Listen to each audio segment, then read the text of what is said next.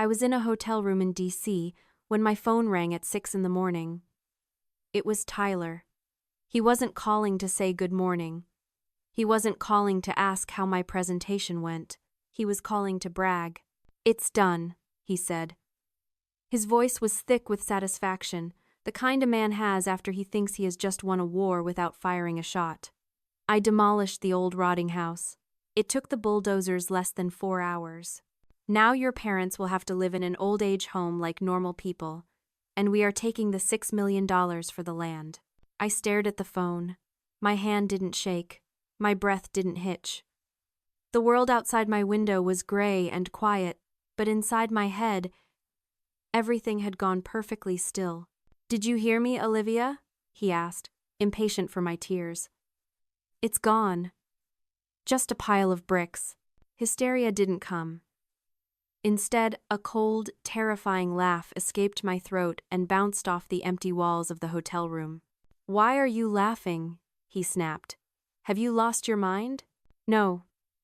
"Tyler," I said, my voice steady as steel, "I haven't lost anything. But you just lost everything." I hung up before he could respond. He thought he had destroyed a house. He didn't know he had just walked into a trap that had been waiting for him for 48 hours. Drop a comment telling me where you're watching from and what time it is there right now. I want to see who is awake with me for this story. I set the phone down on the glass desk next to my untouched coffee. My hands were perfectly steady. A normal wife, receiving news that her husband had just destroyed her childhood home, would be screaming. She would be booking the first flight home, sobbing into the receiver, begging for an explanation. But I wasn't just a wife. I was a preservation architect, and in my world, when a structure collapses, you don't panic. You inspect the foundation to see exactly where the failure began. Tyler always prided himself on being a visionary. He called himself a disruptor in the real estate market, but I knew what he really was.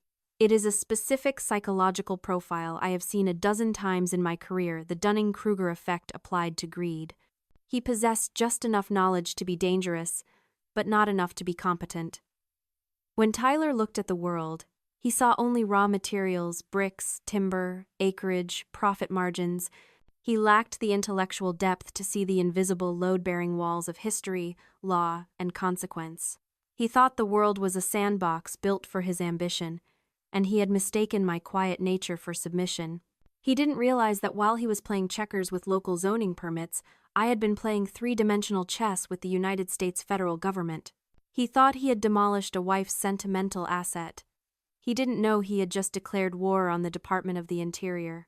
The laptop screen glowed blue in the dim hotel room as I logged into the secure portal of the National Historic Registry database.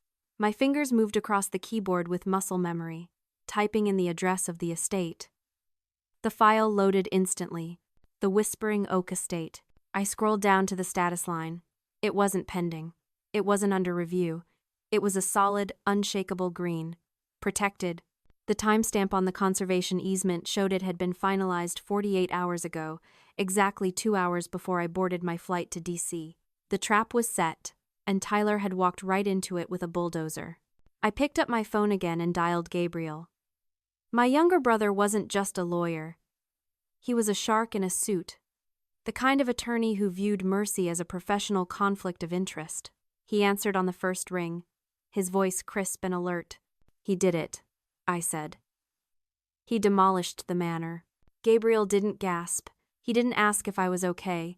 He didn't offer condolences for the house we both grew up in. He simply asked one question. "Are we executing?"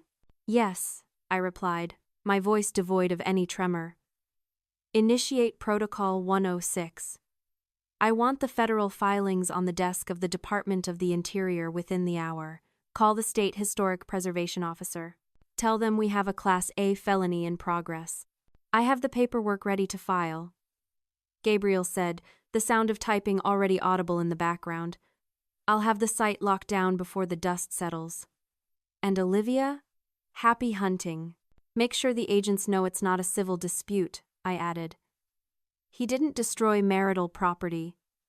He destroyed federal heritage." "Understood. I'll make the call." I ended the call and closed my laptop. I stood up and walked to the window, looking out over the city. I didn't need to rush home. The crime scene wasn't going anywhere, and neither was the federal indictment waiting for my husband. You have to understand what he destroyed. To Tyler, the Whispering Oak estate was just 4,000 square feet of old lumber sitting on a prime coastal lot in Savannah, Georgia. He looked at the hand-carved molding and saw termite risks. He looked at the century-old oak trees dripping with Spanish moss and saw obstacles to a modern condo development. But that house wasn't just an asset on a spreadsheet. It was a living, breathing member of my family. My parents didn't act like owners. They acted like stewards. They spent 40 years tending to that property, preserving a piece of American history that had survived hurricanes, wars, and economic depressions. The house had a heartbeat. It was in the way the floorboards sighed when you walked down the hallway at night. It was in the stained glass window in the foyer that turned the morning light into a kaleidoscope of ruby and gold on the entryway floor. Tyler shattered that glass yesterday. He probably didn't even look at it before the hammer swung. There is a concept in my line of work called the invisible foundation. It is the idea that a building is supported by more than just concrete and rebar. It is held up by the memories and dignity of the people who live inside it. That house held the invisible foundation of my entire life. The doorframe in the kitchen was etched with height marks, recording 3 generations of growth: my grandmother, my mother, me. The garden out back was planted by my great-grandfather, filled with camellias that only bloom in February. My father knew the name of every bird that nested in those eaves. My mother knew exactly which floorboard to step over so she wouldn't wake me when she came in to check on me at night. Tyler knew this. He knew how much that place meant to them. That is why I offered to buy him out 3 months ago. I put a fair offer on the table, willing to liquidate my own savings to keep the deed in the family. But Tyler refused. Not because the money wasn't enough, but because the cruelty was the point. He didn't just want the $6 million from the land sale. He wanted the satisfaction of evicting my parents. He wanted to see my father, a man who spent his weekends polishing those banisters with lemon oil, forced into a small, fluorescent-lit room in a budget nursing home. He wanted to strip them of their dignity because he resented their attachment to something he couldn't monetize. He called it progress. He told me I was being sentimental about rotting wood. But when he ordered those bulldozers to roll over the camellias and crush the porch where my parents drank their coffee for 40 years, he wasn't making a business decision. He was declaring war on my history. He thought he was just knocking down walls. He didn't realize that those walls were the only thing keeping the roof from crashing down on his own head. I didn't have to wait long for them to prove me right. While I was coordinating with federal agents, my phone started buzzing against the glass table like a trapped insect. It wasn't a call this time. It was a barrage of notifications, a digital victory lap being run over the grave of my childhood home. Tyler sent the first photo. It was high definition, bright and cheerful, the kind of picture you take when you summit a mountain or close a massive deal. But he wasn't standing on a peak. He was standing on a mound of pulverized red brick and splintered heart of pine. He was holding a sledgehammer in one hand and a bottle of expensive champagne in the other, grinning like he had just conquered the world. The caption read, "Problem solved. No more rotting wood." "You're welcome, babe." He actually thought he was doing me a favor. He thought that by erasing the burden of history, he was liberating the cash flow he felt entitled to. He didn't see a crime scene. He saw a down payment on a yacht. Then came his parents. Susan and Richard didn't waste a second. My Facebook feed refreshed, and there it was, a public post from Susan. She had checked in at the Whispering Oak estate, a location that technically no longer existed. She posted a selfie with the bulldozers in the background, using the dust of my family's legacy as a backdrop for her new profile picture. "Finally clearing out the old junk to make way for the future," she wrote, followed by a string of celebration emojis. So proud of Tyler for taking charge. It's time this family upgraded our lifestyle to what we actually deserve. It wasn't just the greed that made my stomach turn, it was the cruelty. 5 minutes later, a direct message popped up from her. It wasn't an apology. It wasn't a condolence. It was a link to a website for a budget-assisted living facility 2 counties over. "Richard and I found this place," she texted. "It's affordable and they accept Medicaid, which is good since your parents won't have a house anymore. You should forward this to them. It's time they stopped being selfish and dragging everyone down with that money pit." I stared at the screen, the blue light reflecting in my eyes. They were already spending the money. In their minds, the $6 million was already in their accounts. They were shopping for boats, planning vacations, and casually discarding my parents like refuse. They had absolutely no remorse. There was no hesitation. No moment of silence for the history they had just pulverized. They were dancing on the ruins. My voicemail icon lit up. I listened to the first message on speaker. It was Richard. "Olivia, stop ignoring your husband," he barked, his voice slurring slightly, likely from the champagne. "You need to sign the power of attorney for the land sale immediately. Don't be dramatic about this. You were never going to fix that place up. Tyler did the hard work. Now you just need to sign the papers so we can all move on. Don't be selfish." Selfish. The word hung in the quiet hotel room. They called me selfish for wanting to preserve a century of history, while they destroyed it to fund a retirement they hadn't earned. I didn't delete the messages. I didn't block them. I saved every single screenshot, every photo, every text, every timestamp. I wasn't just observing their cruelty, I was gathering evidence. They thought they were celebrating a payday. They didn't realize they were providing the motive, the intent, and the confession for the federal indictment that was already being drafted. I didn't drive to the estate in my own car. I didn't come alone. When I pulled onto the long gravel driveway that led to the property, I was leading a convoy. Behind me were 2 black SUVs with federal government plates. Inside were the state historic preservation officer and a senior special agent from the Department of the Interior. I didn't bring my emotions to Savannah. I brought the United States Code. The air was thick with red dust. It coated the leaves of the surviving oak trees like dried blood. The noise was deafening, the roar of diesel engines, the beep of reversing trucks, the crunch of heavy treads on ancient brick. Tyler was standing near the remains of the front porch, wearing a hard hat that looked pristine, holding a blueprint roll like a scepter. He was directing a foreman, pointing at the pile of rubble where the library used to be, likely instructing him to clear it faster so the for sale sign could go up before sunset. When he saw my car, he didn't look worried. He smiled. It was a smug, indulgent smile. He thought I was coming to scream. He thought I was coming to cry over the spilled milk so he could tell me to grow up and sign the papers. He started walking toward me, already preparing his speech about progress and financial realism. Then the doors of the SUVs opened. The smile dropped from his face like a stone. He stopped walking. He watched as 4 agents stepped out, wearing windbreakers with federal insignias. They didn't look like local cops here to mediate a domestic dispute. They looked like the end of the line.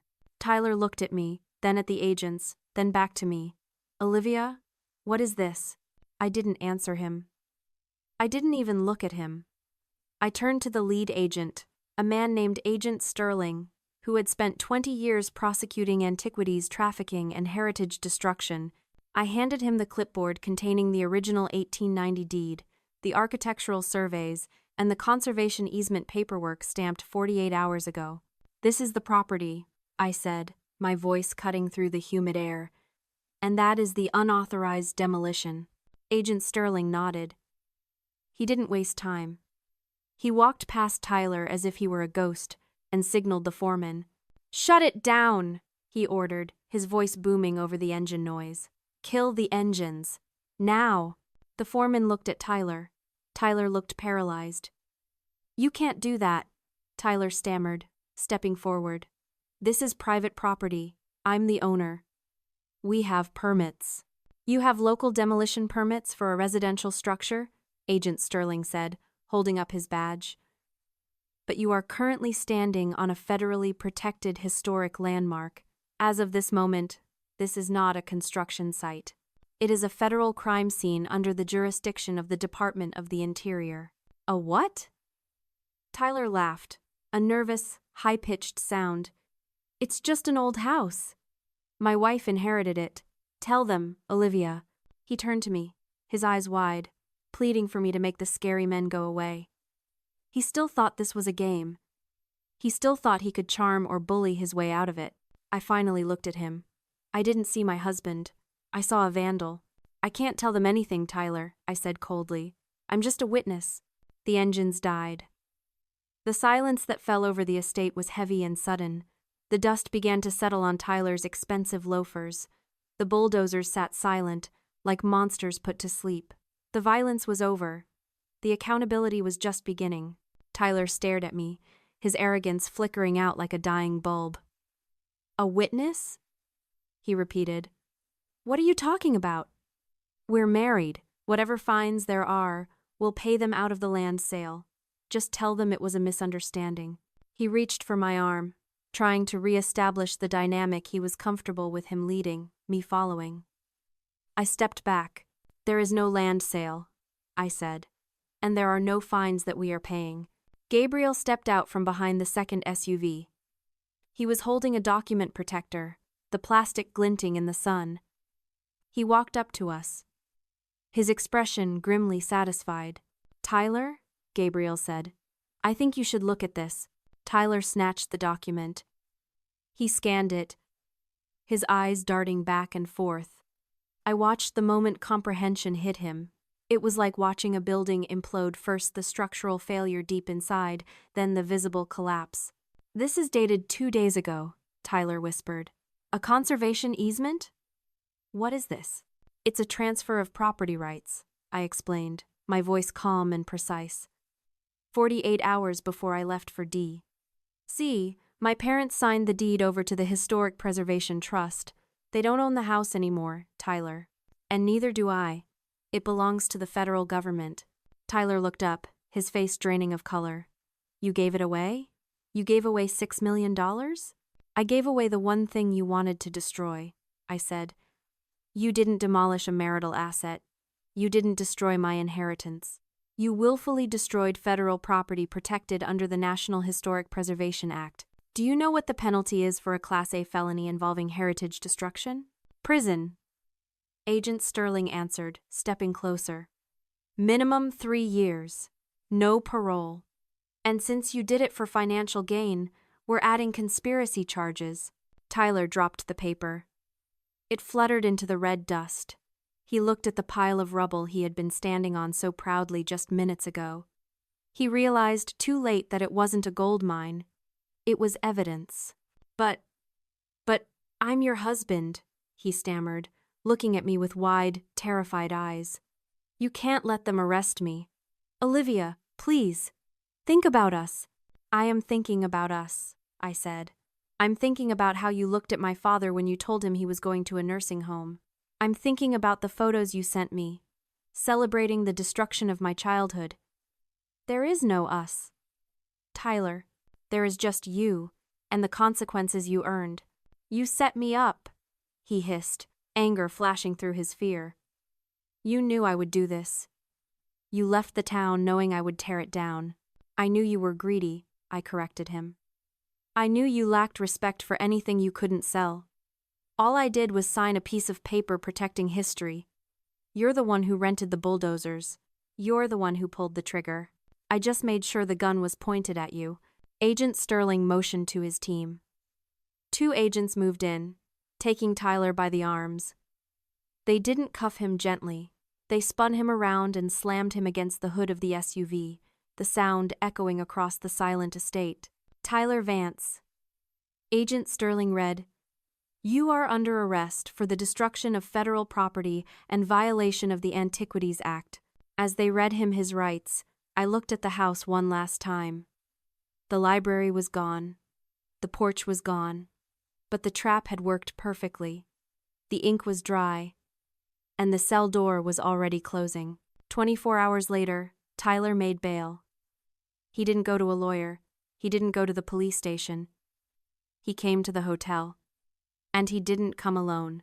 He brought Susan and Richard with him, flanking him like bodyguards, or perhaps like creditors making sure their investment didn't skip town. They looked different than they had in the Facebook photos. The arrogance was gone, replaced by a frantic, sweaty desperation. Tyler looked like a man who hadn't slept in a week. He barged into the lobby where I was waiting for Gabriel, marching up to me with his hands shaking. "You have to drop the charges," Tyler said, his voice cracking. "I talked to a guy inside. He said if the victim refuses to cooperate, the case falls apart. You need to tell them it was a mistake. Tell them you gave me permission." "I can't do that," I said, barely looking up from my tablet. "The victim isn't me, Tyler. The victim is the United States government. I couldn't drop the charges even if I wanted to." "Don't give us that bureaucratic nonsense," Richard snapped, stepping forward. "It's a fine. It's just money. We sell the land, pay the fine, and this goes away." I finally stood up.